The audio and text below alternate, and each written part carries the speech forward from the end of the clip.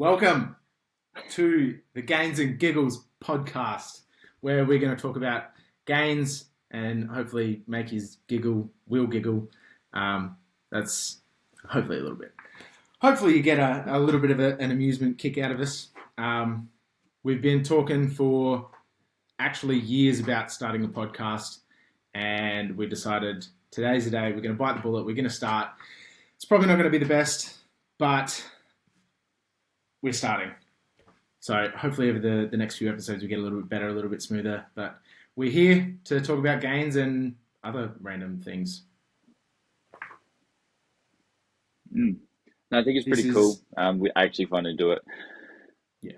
If you can't tell, we're nervous, but it's going to be really good. Hopefully we can get some kind of content out that will help you guys. It's honestly just going to be us just chatting like we do nearly every day. And then we talk about Without business the stuff, memes. talk about fitness. We talk about... There's when a we lot get of good, memes we on can a bring daily in the basis. memes. There's Yes. a lot of memes. And there's... Yeah. When we start to nail the that's editing, gonna be- there'll be like little memes popping up on the screen, and it'll be a hoot. Don't you ever use that word again. I'm going to use it as many times as possible now. All right. Challenge. So, for those of you who don't know us, my name's Kieran, but I go by K-Pow or K-Pow, and this is Jono Dunlop, the one and only. So, for those who don't know about us or know who we are, give us a little bit of a spiel about yourself. Jono, who are you? What do you do? Sweet, man. Honestly, first of all, and I'm saying this so I don't get in trouble, but also because I do identify as a husband and father first. Oh, don't. You've started us off on the wrong foot. What are you really doing good. to us? Yeah. But I'll give you a background to why I say that now. So when we were at Down Under and I had an interview, the interviewer was like, "Oh, so tell us about yourself. We've never heard of you. Like, who are you? Where'd you come from?" And I was like, "Oh man, Never heard of you." I know. Well, still haven't. And I was like, "Oh, I'm from Yanchep, and that's where I train out of." And like all the interview skills that you think someone should have is what I did not have. And afterwards, I was like, "Oh, I think that went pretty well." And then Hannah goes, "You didn't even mention us once." And I was like, oh. So ever Funny you since, say that. The first podcast that I did, Eb lost it because she's like, "You didn't mention me once," and I was like, "I was so nervous. I had no idea what was going on. I'm sorry," but I also got in trouble for not mentioning Ed. well, at least there's consistency. That's See, probably the best now. Yeah. So grew up in Perth. Now our family's moved over to Brisbane. Got two little boys. They are crazy, but love them. And then coach, work with some other gym tech stuff, and trying to chase the dream being an athlete. It's called Hardware Junction. Where's that? In Sanford Village. Ooh. Yeah, Sanford Village. Sounds fancy. In Brisbane. It's pretty nice. A lot of bougie hippies, and I love it. Yeah, it's really cool. Sweet. What made you move to Brisbane from Perth? Ooh. Whoa, that could be a good conversation for another time because that would take a while. Okay. But the main reasons was so Hannah's family either live in Adelaide or Brisbane, and they're moving to Brisbane, and so we lived in Perth for 5-6 years, and she didn't see her family really at all. So it was a good time to kind of switch it up. We got to spend lots of time. Probably should have spent more time, but time with my family. Oh, that's cool. And then just business opportunities over here too. So, and they played out really, really well. Nice. So a What little bit about you? about me. My name is Kieran K-Pow. I actually, we've done the old switcheroo. I grew up over in Queensland, and then after school I've moved over to Perth. So I'm based in Perth, been here since 2010. So I can say that I'm pretty much a West Australian now.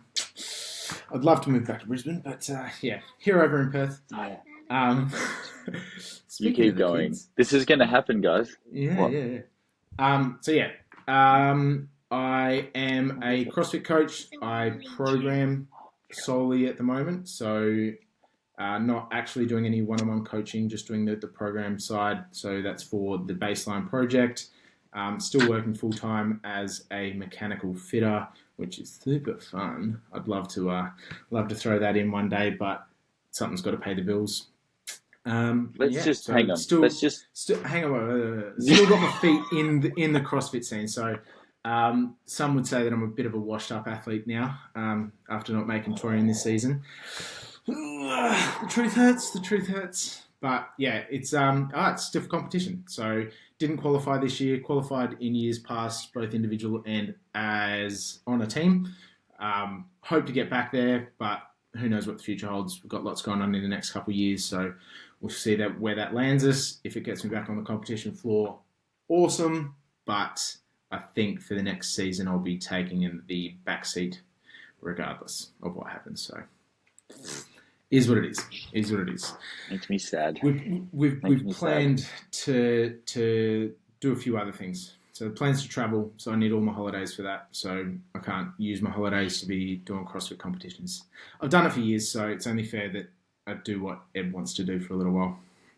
It's fair. That's true. Actually, and this is a good thing. So if you guys have ever come over for Torian and you've done the pro, there's a famous after party. So for those of you who don't know what the Torian Pro is, that is the highest level of the Australian or Oceania CrossFit competition. It's a 4-stage competition, and that is the 3rd stage. So it involves all of the athletes from Australia, New Zealand, the whole Oceania and the Pacific region come together, and the top 30 guys, top 30 girls, top 20 teams, was it?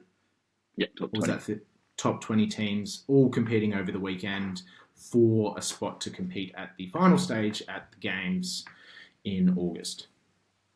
That is what the Torian Pro is. So good segue. And it's probably the best semi-final in the world, I reckon. The quality's there. It's it's hard to speak from experience because we haven't been to anything overseas personally. I mean, you've done some semi-finals before they were semi-finals. But I can't speak from experience, but going from what you see on YouTube and other footage, Torian Pro definitely holds its own as one of the better comps. Production value is amazing. Like Mike and Jono who run it. I mean, there's hundreds of volunteers, but Mike and Jono are just like they're just good. They're just so good. Must be a Jono thing. Yeah. Must be in the name. Or a Mike thing, but not a Kieran thing. Anyways, so afterwards as well, there's also the famous after party, and I'm not going to name names because that would just be rude. But Hannah was chatting to someone.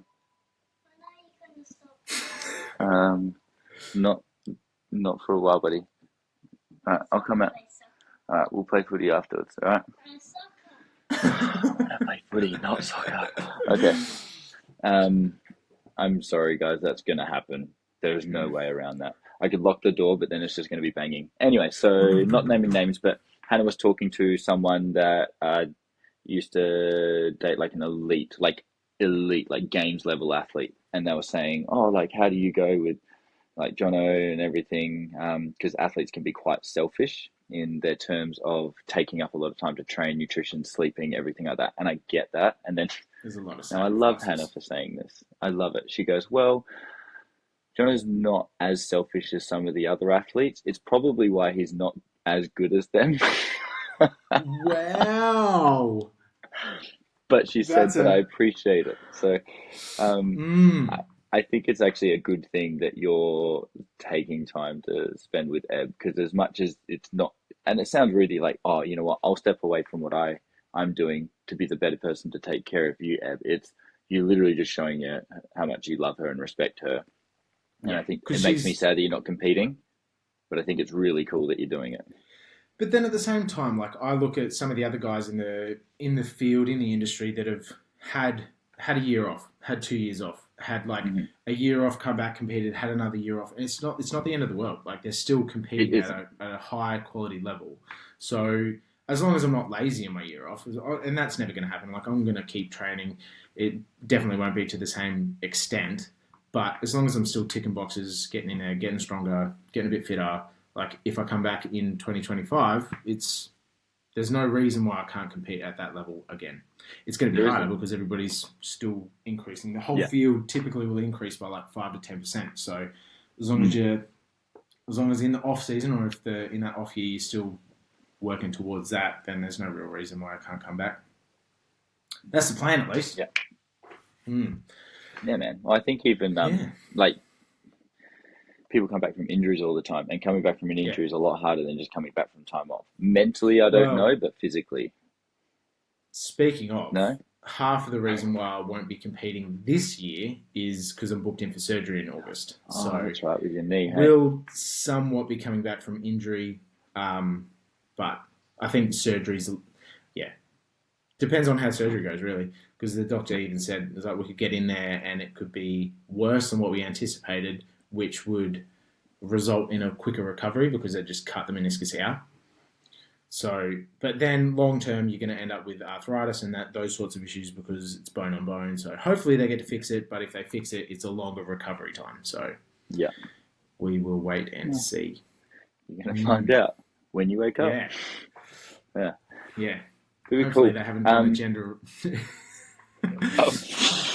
Where's my dick? I'm a woman now. I'm a real girl. Yeah.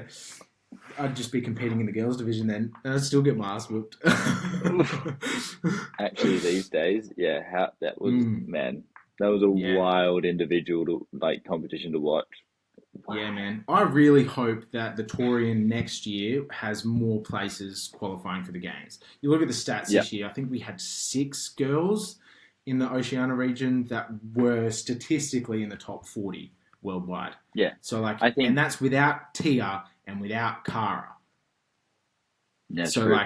You think of, because those girls were fighting on the weekend. That whole time they were there was no one that was coasting through because they had a shoe in. None of them. They were all gunning for that top spot. So you think of how much more the girls would give if you had Tia next to them and if you had Cara on the field. It's not gonna. If anything, it's gonna improve the quality of athlete over the weekend. You're gonna pull so much more out of the So when those girls are back, hopefully next year, that is going to be one hell of a semi-final to watch. But also, I think that we deserve more than 3 spots, in my opinion. Yeah, I think this year kind of proved it. Yeah, I think and this might be a bit of a kick to the guts. I think the girls definitely deserved and will deserve more spots. For the guys, it's really hard, man. And this is probably something we could chat about, but I haven't had, and I mean we can go back and look at it, but I'm pretty sure if you go back along the individual guys, when there's been an American coming down to Australia, they've never won it. They've never won down under CrossFit champs, ACC, true. Even the new down under ones and everything. They never won Torian before it became a semi-final. But then everyone's like, oh, Australia sucked for them to go over. But if you talk to all the athletes, they've got to go over 4 weeks earlier to acclimatize to America. They completely miss a day. So there's all of that. They're training most of the time at altitude. And if not, I don't know what Madison is, but it's just a harder climate. They've gone from freezing cold to super warm and hot and everything like that. And so, and then the food's different. And I know these are all excuses, but it's valid because when the Americans come down to Australia, they have the same problem. You haven't got the home ground advantage. Yeah, definitely. And so as much as it's hard to say maybe the guys don't deserve more than 3 spots, and the girls definitely do. And I mean that's on us. We just got to step it up when it comes to semi-finals then. Quarterfinals, unfortunately. No, it's semi-finals. Quarterfinals, because that's where you get the spots, right? You got to perform in quarterfinals to get the spots to go to semifinals. Right. Yeah, that is true. Yeah. So it's performance for quarters. Yeah. So I guess that negates my whole argument. Little bit. Let's just edit. No editing. Cool. Keep it rolling. This is going to be fun though. Hopefully we can get some good topics that we'll chat about. Hopefully it won't always be about CrossFit, just to help. Yeah. Not be boring every time. I'm keen as to talk about business stuff and everything as well. Yeah. my mind is very business orientated at the moment, so I do feel like we're going to end up on that topic quite quickly. I'm keen. But yeah, Very this keen. was. We'll keep this first episode short. This is a bit of a teaser. Yeah, we're coming soon. Keep your eye out. Teaser. We don't know how often we're going to do these. Probably once a fortnight, maybe once a week. Depends how busy we are. Depends how much people like these podcasts.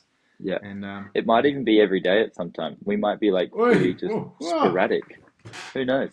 But it might be a 3-minute buddy. Yeah, little snippet.